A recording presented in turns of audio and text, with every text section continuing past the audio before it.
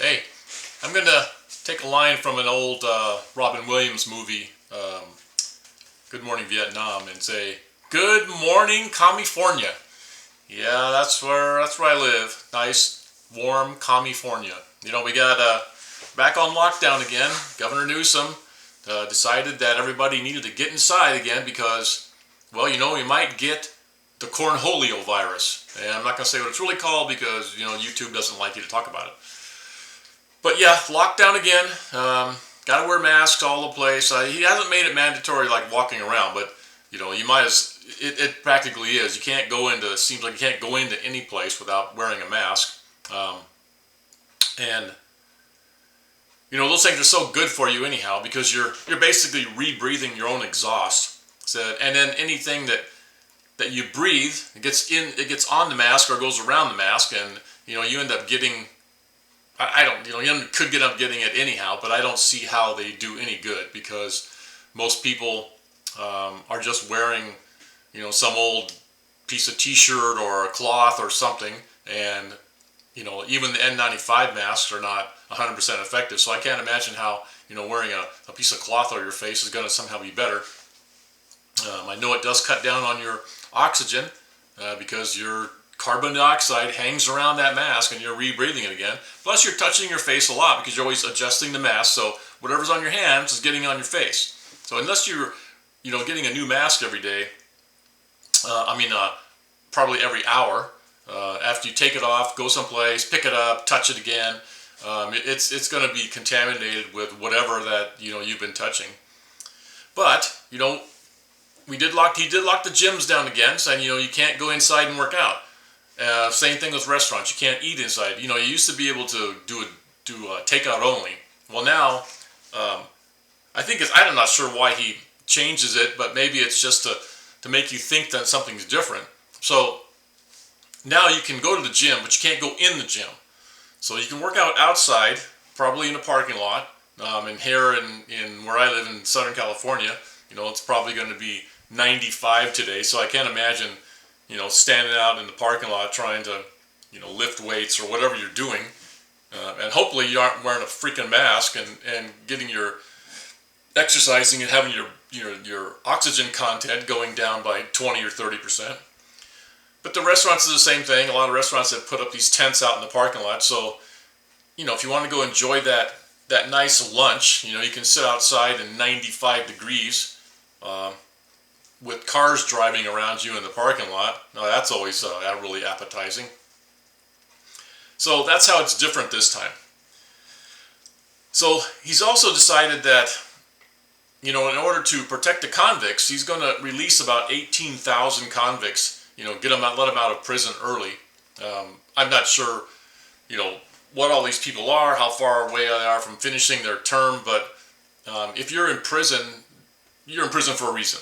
And I don't know that you should get out early just because they want to make sure or try to make sure that the convicts don't get, the Cornholio virus. And if the masks are so freaking good, why don't you just give some masks to the convicts, and then they won't get it. That seems pretty logical to me. If we got to wear masks all the damn time and inside stores and don't even get me started on the people driving around in the car by themselves with a freaking mask on. Whatever. I guess if they're scared, you should do whatever you can to protect yourself.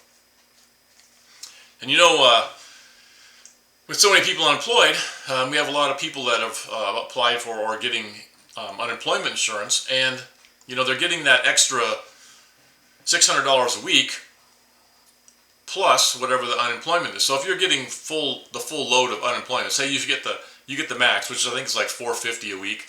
You got to make pretty good money to get $450 a week, plus the $600.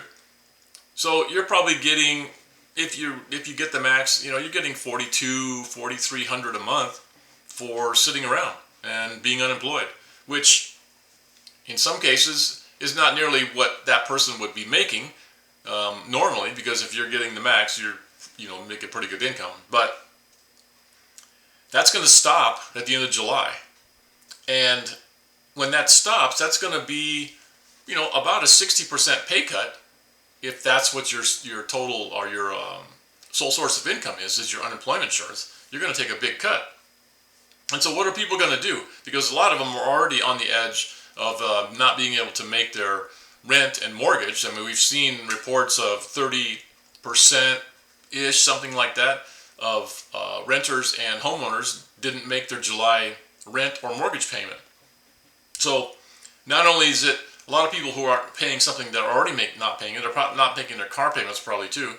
But then think of the people who own the properties. You know, many of them own properties and they have a mortgage on them, and so the renter is helping to pay the mortgage. So the renter doesn't pay, then the mortgage holder or the owner has to pay, and then he's upside down a little bit too.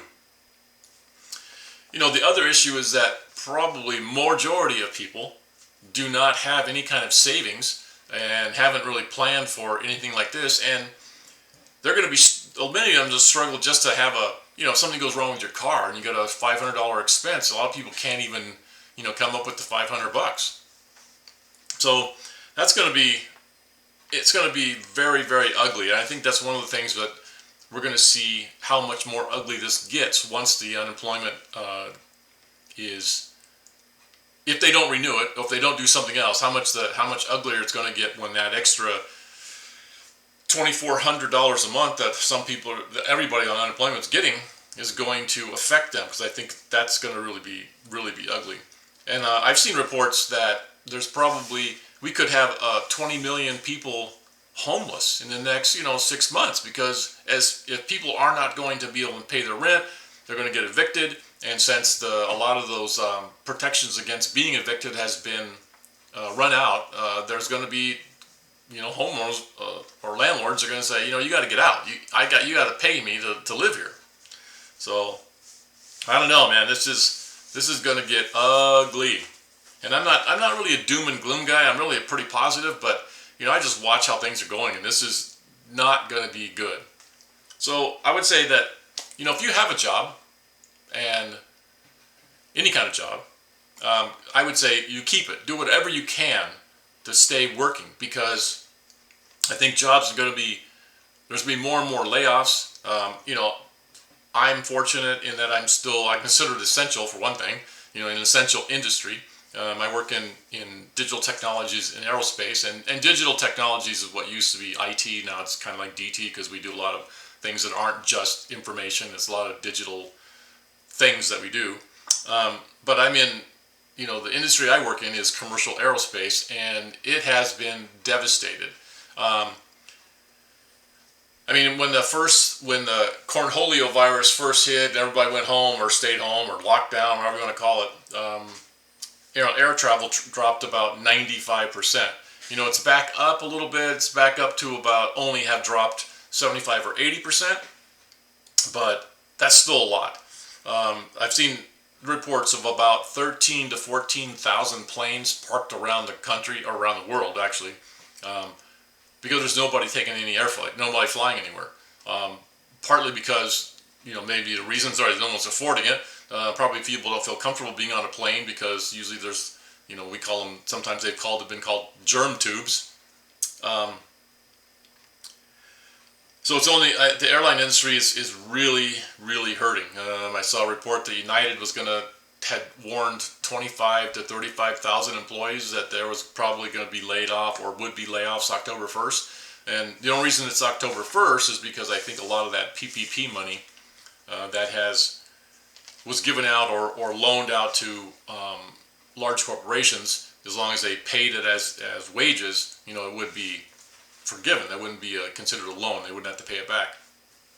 But that's going to run out. That can only go so far, and the amount of money that Congress appropriated was going to run out.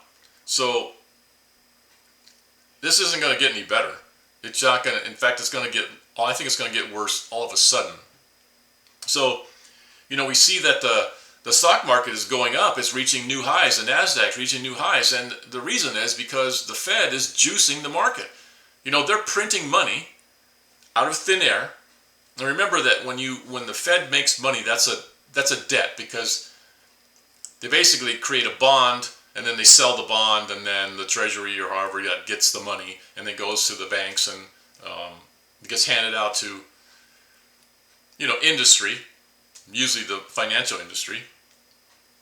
And so a lot of it goes to Wall Street and very little of it goes to Main Street. There's really not a lot that trickles down to the average guy on the street, other than a little extra unemployment. So what are you going to do? What are people going to do? We have had 17 consecutive weeks of 1 million plus people applying for unemployment for the first time. There's probably 50 million people unemployed right now. You'll see the news. It'll say the unemployment rate is there's like 17 million people or 6 million people or something. That's BS. That's totally BS. It's at least 50 million, at least 40 million, probably 50 million. So you might ask, well, what am I going to do? What's the average guy going to do? A lot of people will say, well, you should be preparing for this. You should buy gold and silver, Bitcoin, stuff like that. And I'd say that's realistic if you have the money to do it. If you're struggling and all you're getting is your unemployment, or even if you're still working but you're not making as much as you'd like to, I would say first thing you want to do is get food, get some extra food. Be prepared for times if it's tough on you. You have something to eat. You have something for your family, your kids. Then probably the next in line of actually getting extra food would be to make sure that you have other needs met. And if your car needs tires, man, get tires on your car. Get stuff that they're going to help you get through whatever this next 6 months is going to be. Make sure that if you actually are renting, then make sure you pay your rent and do your best you can to do that, because you don't want to get evicted. And while you might say, well, it says rich landowners, most landowners or most property owners are not rich. They just have invested in something that is hopefully to give them a return on the investment they made in it. So if you can afford to get some gold and silver, I would do it. It's gold and silver are making new highs right now. So I think that if you understand why gold and silver are going up, it's not because gold and silver are getting more expensive. It's because the dollar is losing value, and so it's taking more and more dollars to buy the same amount of gold or the same amount of silver that it did, last year. So I think last year when it was around $1,400, that's how many dollars it took to buy an ounce of gold. Today, it's $1,980, I think, something like that, $1,950 to buy 1 ounce of gold. For the average guys, silver's probably the better deal because it's lower price. You can get more for for $100 you can get a couple ounces of silver, maybe 5 if you're lucky. So it's always good to have those on hand. So pretty much that's all I have for today. I mean, I just want everybody to be safe and to think more about where we're going, and start planning to be able to ride out this bumpy road, because it's going to be bumpy for next couple months and probably a couple of years.